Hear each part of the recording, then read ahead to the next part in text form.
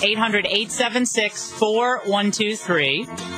And I know a lot of you were interested in phoning in when we invited Brian Sapient on the show. He's the co-founder of the atheist website known as rationalresponders.com.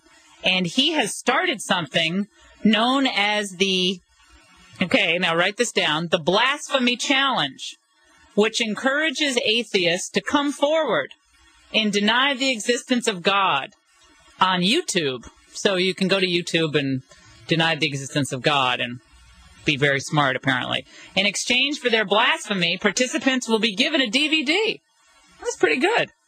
Joining us now, Brian Sapient. Hey, Brian. Hey, Laura, for having me on. It's great to have you on, and I'm trying to figure this all out, but I'm going to read from your bio. I guess this is from rationalresponders.com. Is this from the website? Yeah. Okay, it says you're a full-time activist, but you're not employed. You're sustaining yourself fully on any income generated helping people overcome theism and related projects.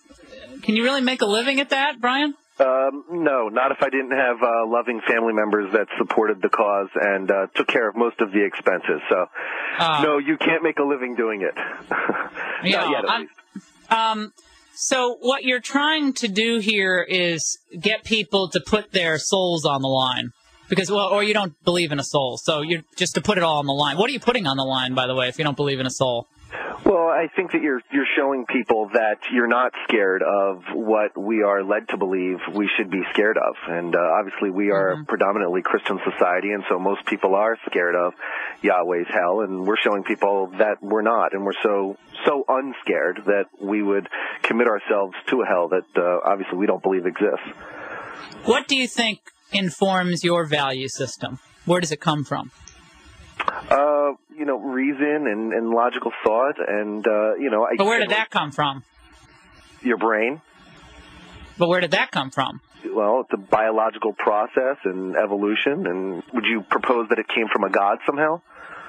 Well, I don't propose that I'm sort of smarter than anyone who's ever lived, and certainly don't think I'm the smartest person living now. But yeah, I do believe that there are things that we probably can't explain that inform who we are. And I've got to tell you, there's simple things for me. When I look at an infant, when I see a mother holding a child, when I witness, the humanity and the compassion of people, a loving family like the one that supports you, I can't help but think that love, that enduring love, comes from something. It doesn't come from reason. It comes from something and someone. And yes, of course, I believe it comes from God. But you think love comes from evolution? Well, actually, I think love does come from reason. I think that, if you put a bunch of people in a cave from birth and they relied on each other to get by, 30 years from now, you'd see that, they all managed to realize on their own, without any holy text, without anybody guiding them, that they were dependent on each other and they needed each other to get by. And we kind of have that moral code with each other that existed well before God belief, or we wouldn't have gotten to the point where we could even, come up with texts that show people that we believe in some sort of God. So I think moral codes come well before religion does, and I don't think that we need religion to be good people. If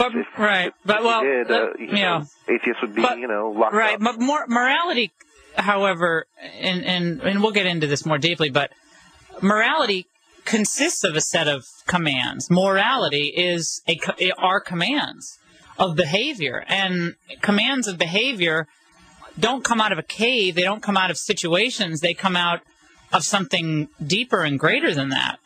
How do you propose that? Why shouldn't it be every man for himself? Why shouldn't it be, the survival of the fittest period? Why should we help someone? Why should we have good Samaritans? Why should we ever have had a Mother Teresa? Why should we have Christian missionaries right now working in Africa where the UN won't go? Why is that happening? To some degree, I think it is every man for himself, but inherent in that is the understanding that you need other people in order to look out for yourself.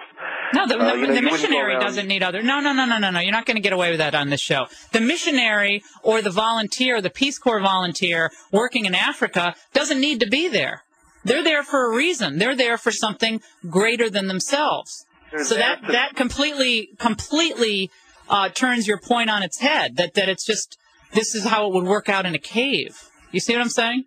Yeah, you don't want to bring up missionaries in Africa to me. I mean, that's a sore subject. I mean, they're actually, doing a horrible injustice to those people there, and they're spreading AIDS worse than had they come in there and taught, how to use a condom and this. What do you think would have happened? Education. Right, but what do you think would have happened if all of us, and I say all of us, had listened to God's commands more faithfully? Do you think we would have had more AIDS? We would have all killed each other off by now.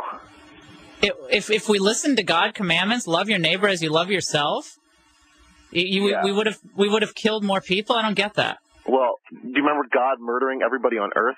In the Bible, Jesus lied.